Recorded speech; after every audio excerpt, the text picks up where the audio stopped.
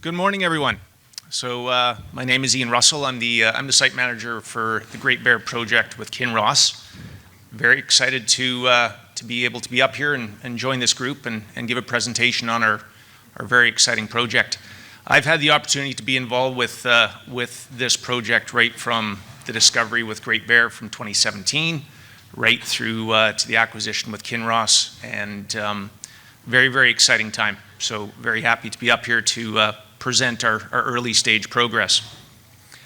Forward-looking statements, I won't spend too much time on this. We all know our lawyers have to get involved.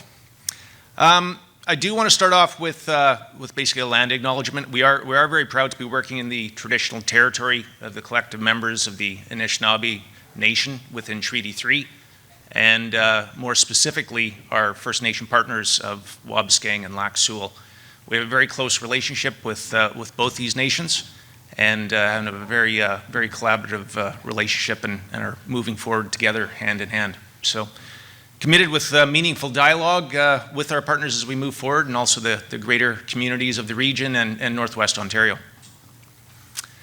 So as far as Kinross and our commitment to operating responsibly, we have a very high focus, as all of our corporations do and businesses do in this industry, prioritizing health and safety above all. We have an extreme high value on this, and we approach every day with a high level of focus, implementing risk controls, training, leadership, and it's the priority of our corporation. So who is Kinross Gold? I know many of you are quite familiar with Kinross, but interestingly enough, Kinross, although based in Canada, based in Toronto as a Canadian-based business, hasn't had operations in Canada since the Timmins Kirkland Lake days, so back 2004, 2005. Interestingly enough, I had an opportunity, the last time I worked with Kinross was in Kirkland Lake in 1998, it would have been, when I didn't have the gray hair I have now. But the company is coming back to Canada. So with this acquisition of the Great Bear project, we're very excited to be back in Canada again. And we look at this as being our flagship project as the company moves forward. Won't get into too many details on this. I mean, obviously we have operations through Africa, South America, also in North America as well. But our focus right now is going to be on the building of this Great Bear project as we move forward. So in terms of committed to operating responsibly, we have a very strong social performance investment in our local economies. And we have a direct focus in working very closely with our partners in the region. And obviously, as many of these corporations do, we are looking to be essentially socially responsible as we move forward, and making certain that when we are finished at a certain point in time, that if we ever want to come back into the communities that we're working with, that we are open or welcome back into the communities. In terms of operating responsibly and our approach to sustainability, you know, we work very closely in protecting our workforce and environment. We aim to provide meaningful livelihoods for the employees, and essentially operating with respect for human rights and engaging with our stakeholders. This is one of our core values. So Great Bear. So we are looking to make this the next great Canadian gold mine. All of the elements of a world-class deposit, basically planning to make this our flagship Canadian mine. Very high-grade mineralization that we've seen in this project, and it's very exciting. It's a project that's, you know, when Great Bear acquired it in 2017, the focus really was on a Red Lake style of mineralization. And what we've learned through time is we've made a new discovery in the region. It is a felsic-hosted package of rocks there for this mineralization. And for the first time, as far as gold exploration and gold mining, we're evaluating very closely the opportunity to start our mining through an open pit operation, continuing to underground. The acquisition of the project took place in 2022, so we're barely 18 months into it that Kinross has acquired the project. We are moving forward very, very aggressively. As far as the property overview, I won't spend too much time on this. It's just, you know, we've got a number of mineralized zones within the system that we're focusing in on. Our LP fault zone, which is the long northwest-southeast striking unit shown in red, that's where our main focus right now in building our ounces and expanding on our resource. Activities going back to last year as far as our 22 activities. So we had a very large and aggressive diamond drilling program, 225,000 meters. 35,000 meters on top of that was grade control drilling. We've updated our geology model, and we've come out with an initial resource that we presented in February of this year of 2.7 million ounces indicated and 2.3 million ounces inferred. So a little over 5 million ounces is what we're sitting on right now.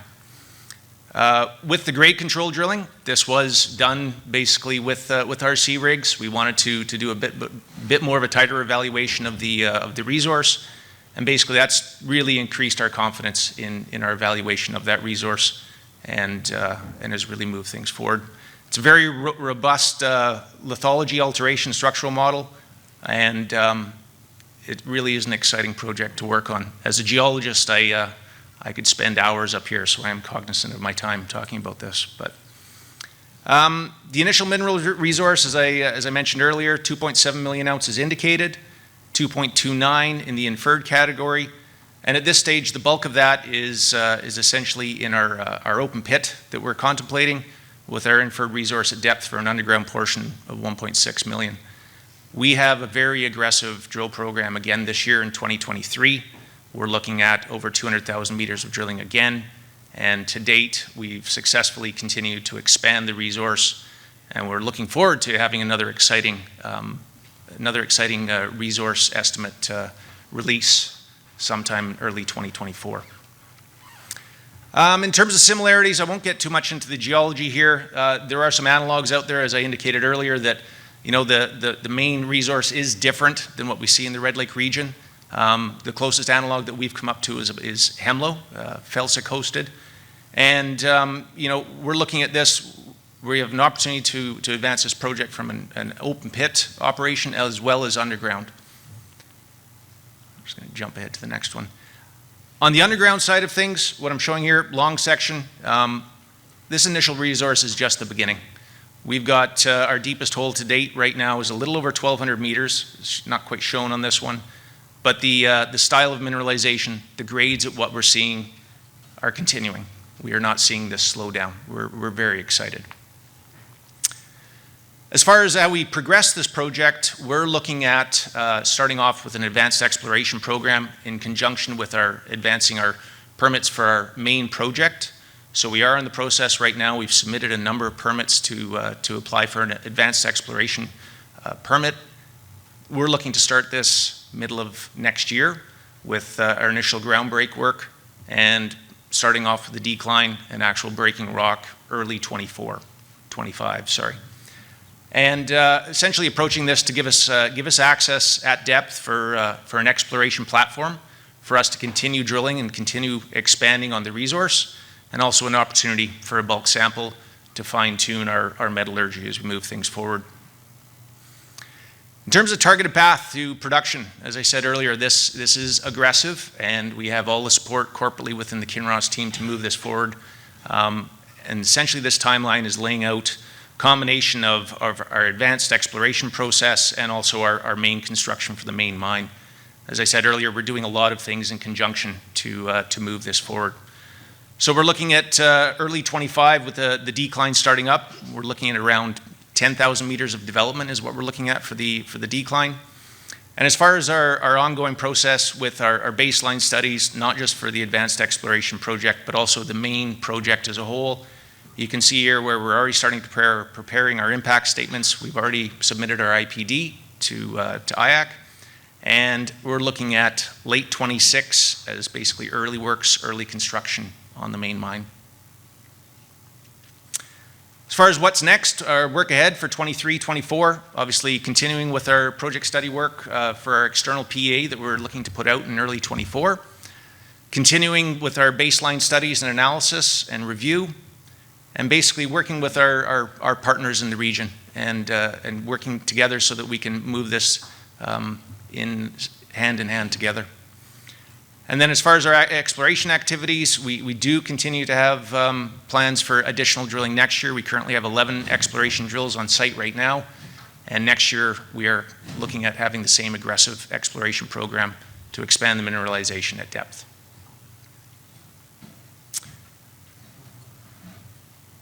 And I will leave it at that. Any questions, anyone?